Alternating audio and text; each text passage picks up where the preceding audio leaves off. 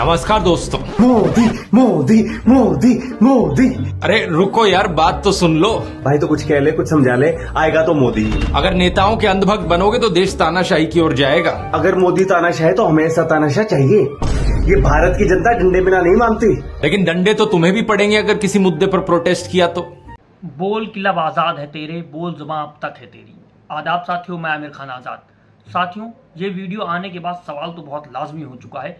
उन लोगों के लिए सवाल बहुत लाजमी हो चुका है जो अंधभक्त हो चुके हैं। साथियों, ध्रुव राठी की वीडियो में जिस तरह से सच्चाई के साथ वो खड़े होते हैं और एक बहुत ही आसान तरीके से आपके साथ उस बात को रखते हैं, वही प्रयास एक फिर से उन्होंने किया है। साथियों, ध्रुव राठी की वीडियो में उन लोग किस तरह से बता रहे हैं कि यदि आप किसी एक पार्टी के, एक नेता के अंधभक्त बन जाते हैं तो आप सारी चीज़ों को अलग तरीके से देखने का प्रयास करते हैं, लेकिन उसका नुकसान आपको ही पहुंचता है क्योंकि आप किसी समाज से अलग नहीं हैं। जब पूरे देश को नुकसान होगा तो आपको भी नुकसान होगा, और यदि आप अंधभक्त बन जाएंगे तो वो व्यक्ति पूरा देश को तानाशाही की तरफ लेकर के चला जाएगा, उस तरह से तानाशाही का रास्ता इख्तियार करता हुआ चला जाएगा।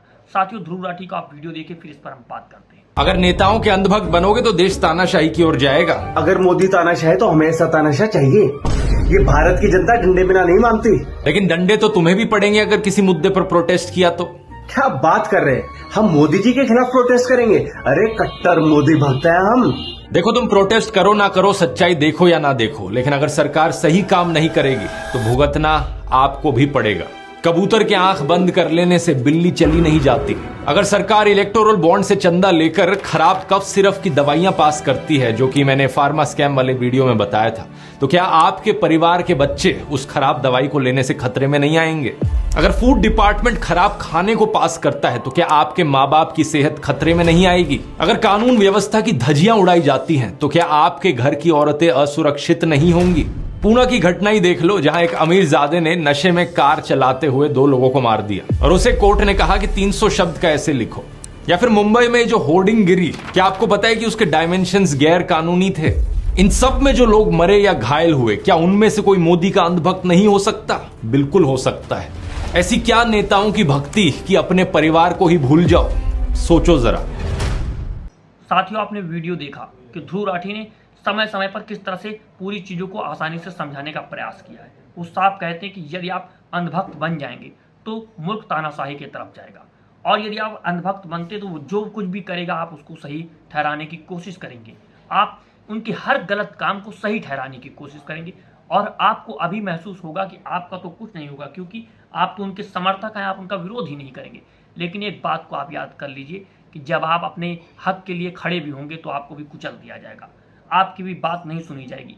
कहा जाता है कि मारे तो सब जाएंगे, जो साथ हैं वो भी, जो खिलाफ हैं वो भी, और जो खिलाफ हैं वो तो मारे ही जा रहे हैं, लेकिन जो साथ हैं वो उससे भी ज़्यादा निर्दयता तरीके से मारे जाएंगे, दबाए और कुचले जाएंगे।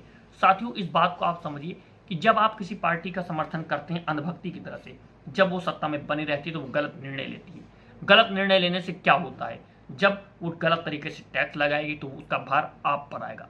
जब वो गलत तरीके से उद्योगपतियों को कर्जा माफ करेगी तो उसका भार आपके कंधों पर पड़ जाएगा, और आपके कंधों का मतलब है कि समाज के कंधे पर पड़ेगा, देश के कंधे पे पड़ेगा, तो उसमें आप भी आ जाएंगे। ऐसा नहीं होगा कि जो उनके समर्थक हैं उनको उससे राहत मिल जाएगी। इसका उदाहरण आप लेकर के समझिए कि जब आप पेट्रोल पंप पे तेल भराने जाते हैं तो ये नहीं होता कि किसी समुदाय का कोई व्यक्ति है तो उसको 100 रुपये मिलेगा और आपको 50 रुपये में मिलेगा।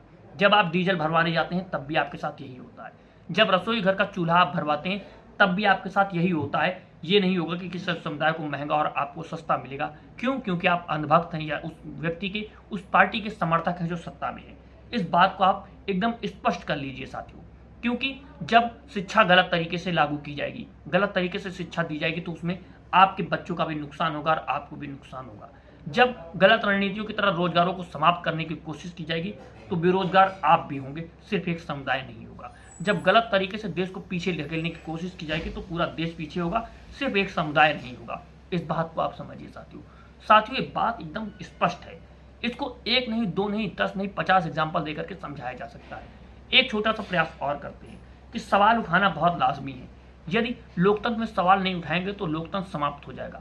इसको और आसानी से आप समझने की कोशिश कीजिए। जब आप अंदर आप ऑक्सीजन लेते हैं, जब आप सांस लेते हैं तो ऑक्सीजन आपको चाहिए, हवा आपको चाहिए। यदि ऑक्सीजन आपको नहीं मिलेगी तो आपका दम घुट जाएगा। उसी तरह से कहा गया कि जो लोकतंत्र होता है उसमें सवाल जो अभिव्यक्त की आज़ादी होती है वो ऑक्सीजन का कार्य करती है। जो सवाल होते हैं वो ऑक्सीजन का कार्य करते हैं। यदि उन सवालों को समाप्त कर दिया जाएगा तो लोकतंत्र का भी गला घुट जाएगा, जिस तरह से ऑक्सीजन न मिलने पे आपका दम घुट जाता है। तो आप क्या चाहते हैं कि बिना सवालों के लिए देश बनता रहे और देश बना रहे, जिस तरह पर कोई सवाल न पूछे जाए, किसी भी गलत कार्य पर, किसी भी उनकी गलत नीति पर सवाल न पूछे जाए, तो साथियों इस लोकतंत्र का भी दम घुट जाएगा, जिस तरह से बिना ऑक्सीजन के एक व्यक्ति का दम घुट जाता है। इस बात को आप समझिए, चीज़ों को एकदम स्पष्ट कर लीजिए। आप किसी भी पार्टी के समर्थक बने रहिए, उससे हमारा कोई बैर नहीं, लेकिन गलत चीज़ों पर सवाल उठाना सीखिए। यदि आप गलत चीज़ों पर सवाल नहीं उठाएंगे तो फिर यही होगा कि आप लॉकडाउन की तरह फंस जाएंगे, आपके ऊपर गलत नीतियां लागू कर दी जाएंगी, आपका सिलेंडर महंगा कर दिया जाएगा, आपका रोजगार समाप्त कर दिया जाएगा, आपकी सरकारी कंपनियों को नीलाम कर दिया जाएगा, आपके एयरपोर्ट्स, पोर्ट्स, सारी चीज़ों को बेच दिया जाएगा, सड़कें बेच दी जाएंगी, नालियाँ बेच दी जाएंगी, और फिर आपसे कहा जाएगा कि नाली में पाइप लगा करके तंदूर जा करके पकौड़ा तलिए। साथियों इस बात को आप समझिए, जिस तरह से ध्रुव राठी ने इसको बहुत ही आसान तरीके से समझाने का प्रयास किया है, आप भी कोशिश कीजिए उस बात को समझिए। और आप देख रहे हैं दो बोल हमारे और आपके। अगर आप चाहते हैं कि दो बोल अपनी आवाज़ को उठाते रहे बेबाकी के साथ, तो चैनल को ज़्यादा से ज़्यादा सब्सक्राइब कीजिए और लोगों के साथ शेयर कीजिए। जय हिंद, जय भारत।